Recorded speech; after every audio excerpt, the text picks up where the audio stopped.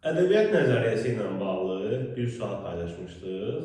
Bir sualın içərisində bir çox məsələyə toxunulmuşdu və tip olaraq da maraqlı idi. Əvvəl də paylaşmışdıq belə suallar.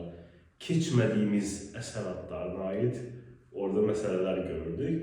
İmtahanda da bəzən qarşınıza çıxa bilər bu. Məsələn, axırıncı Naxçıvan sertifikasiya imtahanında da var idi belə bir sual, topal teyimlə bağlı. Bəzən tələbə fikirləşir ki, biz bu suala keçməmişik əsəri. Axı biz bu əsəri keçməmişik, buradan niyə bizə sual düşdü? Amma heç də elə deyil. Əsərin adını verib sizdən onunla bağlı faktoloji sual soruşmur. Ya əsərdən bir hissə verir, onunla bağlı nəzəri sual soruşur. Mətn sualıdır da bu, mətn sualıdır. Hissə verir, deyir ki, remarka var mı yoxdur? Baxırsan ki, remarka var yoxsa yoxdur. Və yaxud da mənim də burada istifadə edədiyim maraqlı bir tip var. Heç vaxt oxumadığımız əsər olsa belə, nəzəri cəhətdən yanaşıb onu düzgün cavablandırmağı bacarmalıyıq.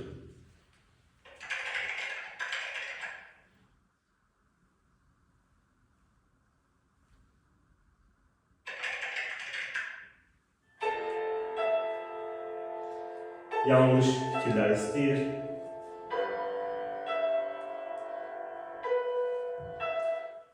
Başlayaq A variantından. Saramago'nun İsa'nın İncili əsərində İsa Peyğəmbərin prototipi yaradılmışdır.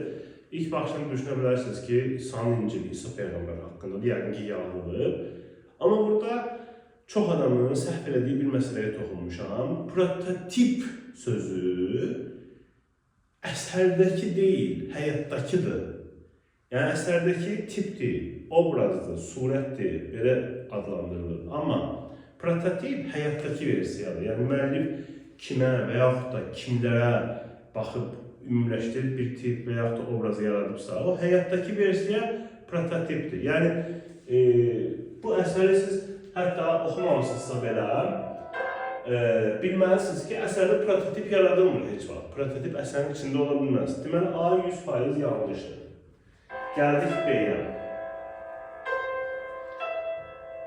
Cahannamə ilə bitən Aşıq Qərib dastanı. Burası çox məşhur nümunədir nəzəriyyə dərslərindən. Amma qoşma gəlir dastanı ola bilərmi? Ola bilər. Rübai ola bilərmi? Xeyr. Rübai əruz vəzmində olur. Yazılı ədəbiyyat nümunəsidir. Dastanda onun nə işi var?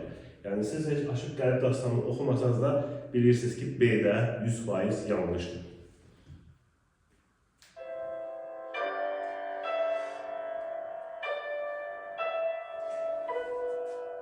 Burada Seyyid Əzim Şirvanın ey oğul olma talibi badə, getməsin ta ki izzətin badə misralarının yer aldığı didaktik əsəri verilmiş nümunədəki son söz əsasında adlandırılmışdır. İlk başdan doğru fikrə oxşuyur, amma ki, bir məsələ var. Bu badə burada rədif deyil. Yəni, deyə bilərsiniz ki, rədif var, eyni sözdür və həmin söz əsasında əsər adlandırılmışdır. Fikir verin, talibi izzətin. Bunun rədif olması üçün bunlar həmqafi olmalıdır. Həmqafiyyətli xeyr, biri talibidir, biri izzətindir. İzzətin yerinə hörmətin olsaydı, onda olardı bu rədif. Və həm də didaktik əsər. Didaktik əsər deyə bilməzsiniz ki, bəlkə məzmununa görə badə adlandırılmışdır, real deyil. Deməli, C-də 100% yanlışdır.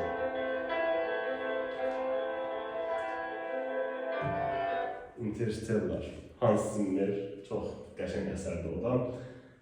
Kral Lear dramında süjetin inkişafına müəllif özü də bir obraz kimi müdaxilə edir. Belə bir hal mümkündürmü? Dram əsərində, epikdə demirəm. Dram əsərində biz nəzəriyyədən keçmişdik ki, müəllif özü hadisələrin iştirakçısı olmur. Yəni, birinci şəxs kimi orada iştirak eləmir. Epikdə ola bilər. Azad əsəri var, sonra Vətən Yaralar əsəri var, Ana bacı var, dünya ədəbiyyatından Robinson Crusoe macəraları var, çox da belədir. Amma dram əsərində olmur. Deyil də 100% yanlışdır.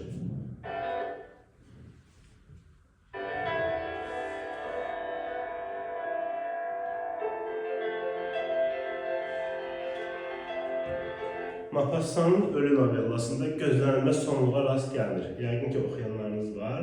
Oxuyan olmasa belə, novellanın ilk iki şərti bir hikayə olması, iki gözlənilməz sonluq olması. Yəni, bir əsər novelladırsa, Deməli, orada gözlənilməz sonluq var.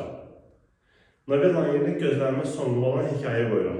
Gözlənilməz sonluğu olan hekayədə gözlənilməz sonluğa rast gəlir. 100%, 100%. Heç ölümü oxumasaz belə bu doğrudur. Deməli, A, B, C, D. Bunlar yanlış oldu. E isə doğru.